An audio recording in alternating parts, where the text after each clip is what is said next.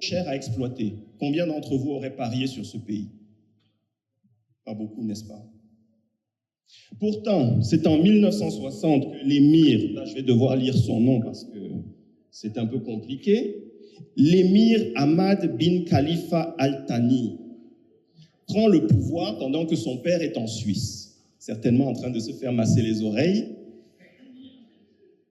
et il décide qu'à partir de ce moment, le Qatar va construire son avenir sur le gaz. Et il investit massivement dans une technologie encore inexploitée, la liquéfaction du gaz. Il crée la technologie et il crée un complexe industriel si massif qu'aujourd'hui, le gaz vendu et exporté par le Qatar est 4 fois moins cher que celui qu'on peut trouver ailleurs dans le monde. Il était le premier. Mais pourquoi est-ce que vous ne créez pas? Il y a quelques années de cela, un chef d'État étranger, à peu près légèrement moins bronzé que moi,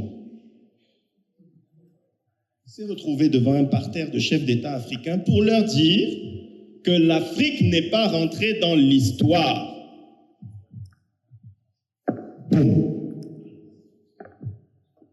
Et tout le monde était choqué. Alors certes, on va passer le côté, oui, c'est insultant, il n'a pas le droit, blablabla, pour qui est-ce qui se prend? Mais prenons le temps de réfléchir.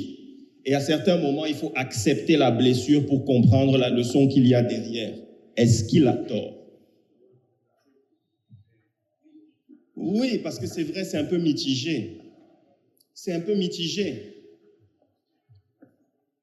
En fait, voici la situation où vous êtes. Le monde est une famille où papa et maman ont eu un enfant. C'est l'aîné.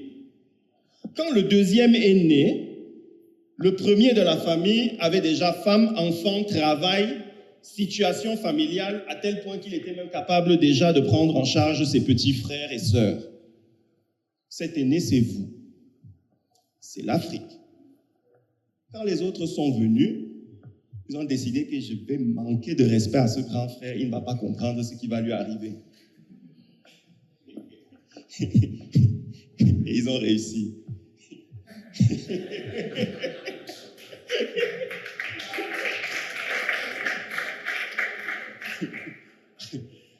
Donc, c'est-à-dire, essayez un peu de comprendre l'image. Certains d'entre vous ont des aînés qui sont, je ne sais pas, 30, 40 ans, 50 ans. Il y en a dans la salle qui ont des grands frères ou des grandes sœurs de cet âge. OK. Avec situation, propriétaire, belle voiture et tout. Qui avait levé la main? Vous, n'est-ce pas? Tu peux imaginer aller insulter ta sœur. Mais voilà. Les gars, qu'est-ce qui s'est passé? Qu'est-ce qui n'a pas marché? Alors, vous avez un chef d'État qui vient vous dire que vous n'êtes pas rentré dans l'histoire. Je viens de vous dire que la création de richesse dépend de vous. À quel moment est-ce que l'Afrique a cessé de créer de la richesse? Parce qu'à un moment, il faut accepter le constat.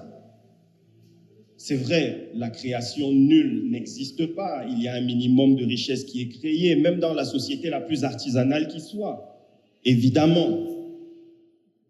Mais qu'est-ce qui fait que nous avons accusé un tel retard? Pourquoi l'Afrique a cessé de créer? Est-ce que quelqu'un peut m'aider à répondre à cette question? S'il vous plaît, ne vous cachez pas. Monsieur, l'esclavage, phénomène de l'histoire. Madame? Pardon? Les aides. C'est intéressant. C'est intéressant. Oui. C'est vrai. C'est vrai. Monsieur? A cessé d'apprendre. Je ne suis pas d'accord. Je ne suis pas d'accord et je vais vous expliquer pourquoi. La pensée est un élément nécessaire à la création, mais n'est pas unique ou indispensable forcément. En fait, la pensée fait partie de la création, mais n'est pas le seul élément, même s'il est indispensable. L'Afrique n'a jamais cessé de penser. Jamais. Nous avons des grands auteurs. Dans le passé, les plus grandes bibliothèques de l'humanité ont été bâties sur ce continent, Tombouctou. L'Égypte antique avait des bibliothèques impressionnantes par leur taille, même d'après les standards d'aujourd'hui. Vous avez des grands auteurs qui ont pensé, Cheikh Anta Diop, Aimé Césaire, contemporains. Vous avez des Kémy Séba, vous avez des Kofi Gomez, Redmiré. Si vous ne connaissez pas qui c'est, je vous encourage à aller Google. Ça vous fera utiliser des mégas un peu plus utiles, un peu plus intéressants. L'Afrique n'a jamais cessé de penser.